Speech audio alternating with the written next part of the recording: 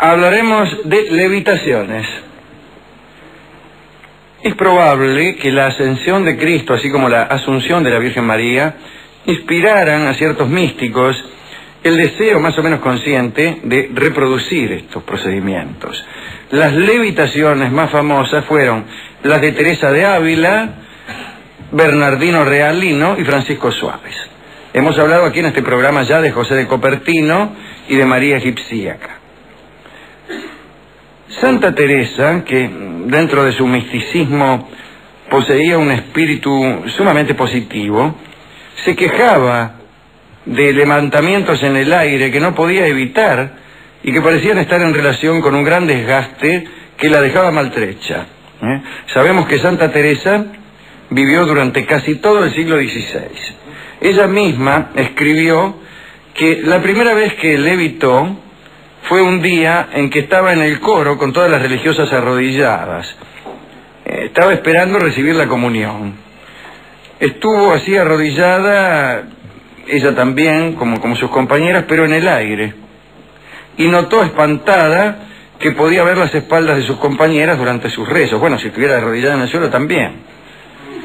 El caso es que cuando regresó al piso, prohibió a las hermanas hablar de eso a las autoridades. Parece que al advertir que estaba por levitar, Teresa se arrojaba enseguida al suelo y las compañeras la ayudaban para sujetarla, es decir, no quería levitar.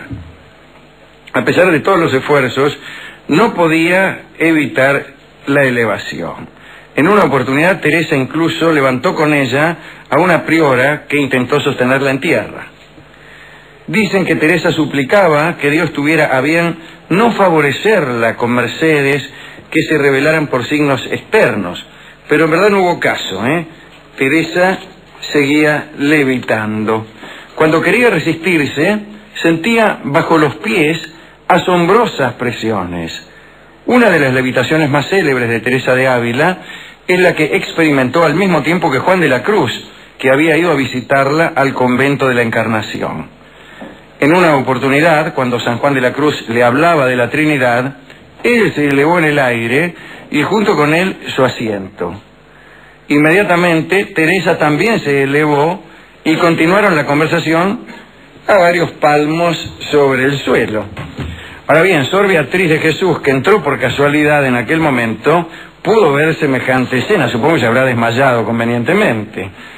Otras carmelitas también fueron testigos y declararon en las actas que luego sirvieron, ya en 1622, para que Teresa fuera santa. Francisco Suárez fue un jesuita que nació en el año 1548. Era de Granada.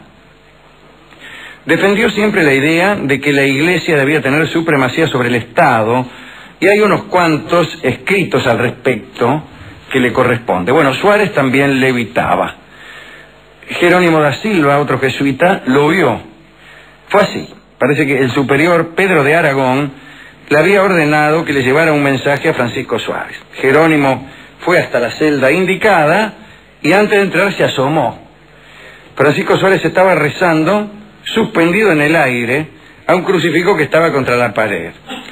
Ha escrito el propio Jerónimo que salió de allí con los cabellos erizados como los pelos de un cepillo.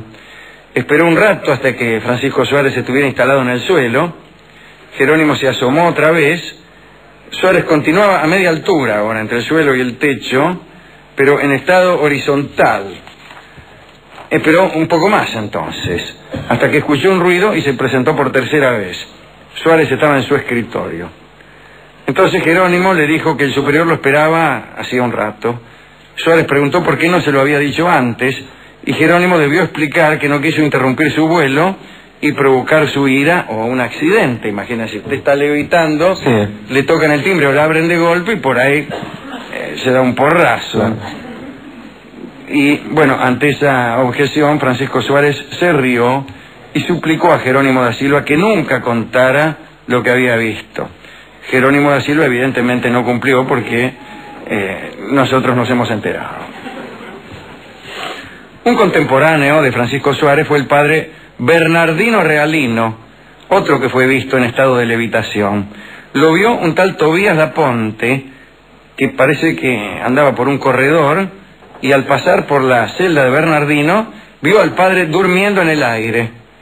Era una levitación notablemente involuntaria. Durante el sueño levitaba el padre Bernardino Realino.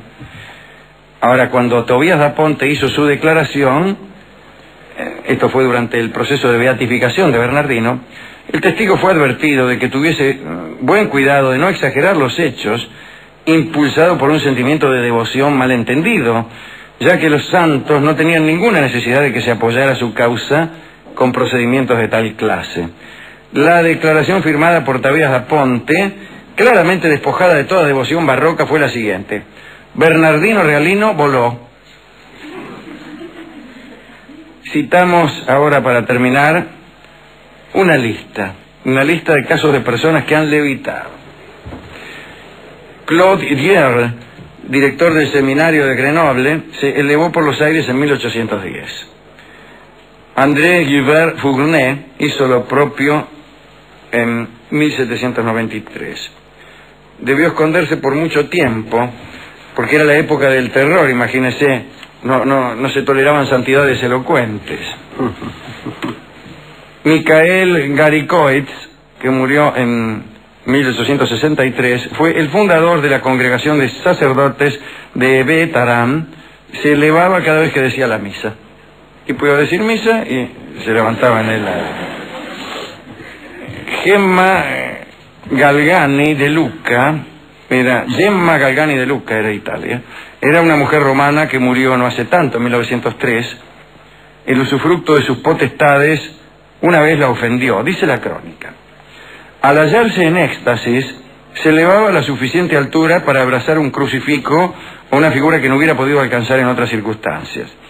El padre, Constanzo Salvi, le rogó que lo ayudara con sus facultades para limpiar los vitrales de su congregación. Gemma Galgani, desconsolada, abandonó aquel lugar y dice que también abandonó el ejercicio que la destacaba. Eso me parece un gesto digno. Uno se rompe el espíritu para levitar y después usan esa facultad santa para limpiar los vidrios. Así que esta charla está dedicada a aquellos que levitando limpian vidrios ajenos. Yo he andado siempre en una actitud más bien reptil, pero conozco a muchos que, teniendo la facultad de levitar, han sido utilizados por sus amigos, sus familiares, sus novios, sus novias, para limpiar distintas clases de vidrios, para recobrar pelotas perdidas, podar árboles, etcétera. Inmundicia sobre la memoria de aquellos que utilizan esta virtud santa de sus amigos para actividades prosaicas.